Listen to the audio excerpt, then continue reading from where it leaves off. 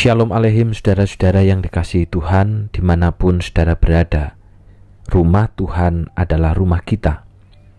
Kiranya kita siap bukan hanya untuk merenovasi gereja, tetapi juga mentransformasi hati kita oleh firman Tuhan. Keluaran 29 ayat 43 sampai dengan 46. Di sanalah aku akan bertemu dengan orang Israel, dan tempat itu akan dikuduskan oleh kemuliaanku. Aku akan menguduskan kemah pertemuan dan mezbah itu. Lalu Harun dan anak-anaknya akan kukuduskan, supaya mereka memegang jabatan imam bagiku. Aku akan diam di tengah-tengah orang Israel, dan aku akan menjadi Allah mereka. Maka mereka akan mengetahui bahwa akulah Tuhan, Allah mereka, yang telah membawa mereka keluar dari tanah Mesir, supaya aku diam di tengah-tengah mereka. Akulah Tuhan, Allah mereka. Bertemu dan bertamu adalah dua hal yang berbeda. Bertamu berarti kita yang mengunjungi seseorang dan menjadi orang asing di rumahnya. Sedangkan bertemu bisa jadi kita adalah tuan rumah yang memiliki rumah tersebut dan menemui orang yang datang kepada kita. Tujuan Allah memerintahkan pembangunan kemah suci dan berbagai peralatannya adalah karena Allah ingin hadir di tengah umatnya. Segala peraturan mengenai persembahan korban adalah cara-cara yang berkenan kepada Allah agar umatnya dikuduskan dan layak menghampirinya sebagai yang empunya rumah.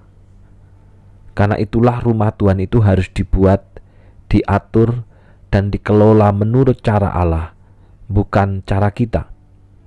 Karena Allah yang empunya rumahnya, dan rumah itu adalah cara Allah untuk mendekatkan dan menemui kita umatnya.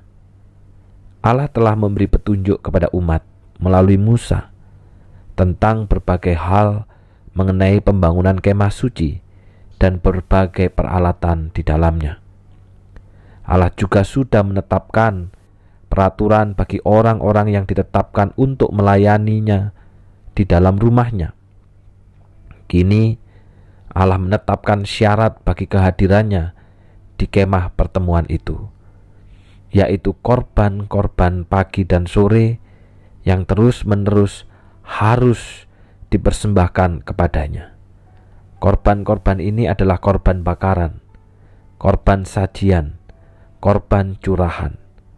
Korban-korban ini merupakan korban pengucapan syukur karena kasih dan pemeliharaan Allah atas mereka. Ucapan syukur yang terus-menerus dinaikkan akan membawa dampak rohani yang baik dalam hidup mereka. Pertama, umat akan menyadari bahwa Allah mereka adalah Allah yang telah membebaskan dari perbudakan Mesir.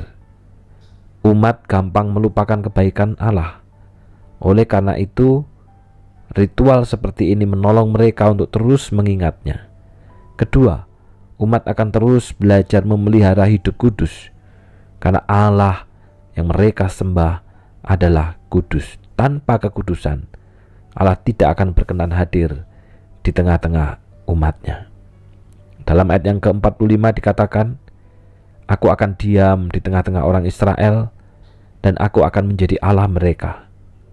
Umat Allah yang sudah ditebus oleh darah Kristus hari ini dapat menghampiri Allah dengan membawa korban syukur berupa hidup yang kudus dan hati yang penuh pujian dan syukur.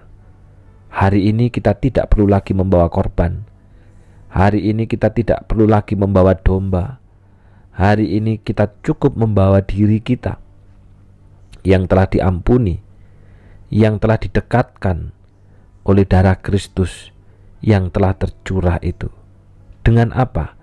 Dengan kehidupan kita yang kudus, dengan kehidupan kita yang saleh, dengan kehidupan kita yang benar. Itulah yang sekarang kita bawa kepada Allah. Gereja boleh sederhana, bahkan fasilitasnya tidak memadai, asalkan hati para warga gerejanya adalah hati yang kudus, tulus, mengucap syukur, dan memelihara kehidupan di dalam kebenaran, maka Allah pasti akan berkenan. Hari ini Allah berdiam di dalam hidup kita. Kita disebut sebagai baitnya yang kudus, baitnya yang suci. Allah tidak lagi berdiam di dalam kemah pertemuan, Allah tidak lagi berdiam di dalam kemah suci, tetapi Allah berdiam di dalam jiwa kita, di dalam pikiran kita, di dalam hidup kita, di dalam diri kita.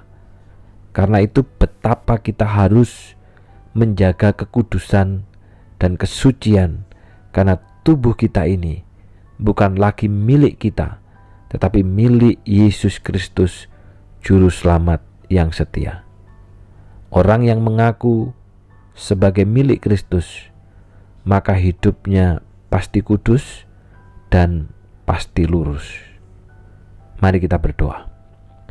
Bapa yang di surga, hari ini firman-Mu mengingatkan kepada kami, kalau pada masa perjanjian lama ada kemah suci, kemah pertemuan yang menjadi tempat Allah berdiam dan ada perjumpaan Allah di situ dengan umat.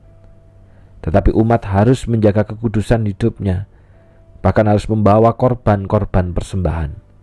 Hari ini korban itu telah disempurnakan di dalam Tuhan Yesus Kristus yang telah menjadi perantara, menjadi korban, menjadi imam besar bagi setiap kami yang mendekatkan kami dengan Engkau. Sehingga hari ini Engkau tinggal bukan lagi dalam kemah pertemuan, bukan lagi di dalam kemah suci, tetapi di dalam diri kami masing-masing, di dalam hidup kami masing-masing. Sehingga betapa kami harus menjaga kekudusan dan kesucian tubuh kami yang disebut sebagai bait Allah itu. Karena tubuh ini bukan lagi milik kami, tetapi milik Yesus Kristus, Juru Selamat yang setia. Setiap kami yang mengaku sebagai milik Kristus, setiap kami yang mengaku telah ditebus oleh Kristus, maka hidup kami pasti kudus, lurus, dan tulus. Tolonglah setiap kami Bapa, supaya kami masing-masing menjaga kekudusan hidup kami, menjaga kelurusan hidup kami. Manakala jalan kami mulai bengkok, manakala jalan kami mulai menyimpang, biarlah kami kembali kepada jalan yang benar itu. Mengingat untuk progres daripada pembangunan, hamba-Mu terus berdoa untuk seluruh jemaat punya hati yang sama untuk senantiasa berdoa, bertelut, karena ini bukan hanya sekedar proyek jasmani, tetapi ini adalah proyek rohani yang membawa kami makin percaya kepada Engkau, yang membawa kami makin mengalami Tuhan di dalam hidup kami. Kami menyadari Tuhan, masih ada banyak biaya yang diperlukan, bahkan dari anggaran dengan budget dan juga persembahan yang sudah masuk masih sangat jauh sekali. Dari anggaran sekitar 3M, baru sekitar 700 juta yang terkumpul. Tuhan, kiranya Engkau menolong. Jikalau rumah kami saja Tuhan pelihara, apalagi rumah-Mu yang adalah rumah Allah sendiri. Hamba-Mu berdoa Tuhan, Kau gerakkan seluruh jemaat, baik yang besar, baik yang kecil, baik mereka yang kelihatan luar biasa maupun sederhana. Biarlah semuanya saling menguatkan satu dengan yang lain, semuanya bersatu hati, bergandeng tangan di dalam pembangunan ini. Demikian juga untuk penatua dan panitia.